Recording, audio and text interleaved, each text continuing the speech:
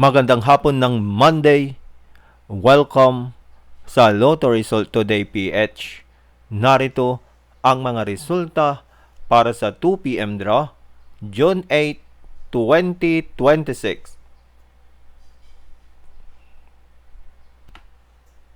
Para sa resulta ng 2D Lotto, 11 at 16.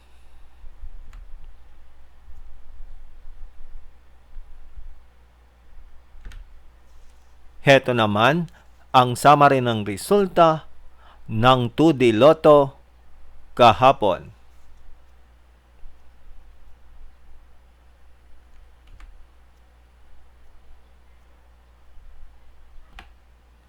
Para sa resulta ng 3D Lotto, 2, 0 at 6.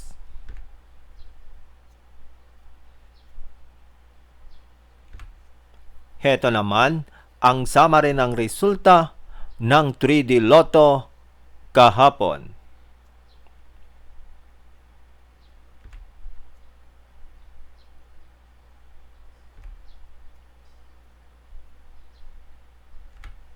At yan ang mga resultang ngayong 2 p.m. draw.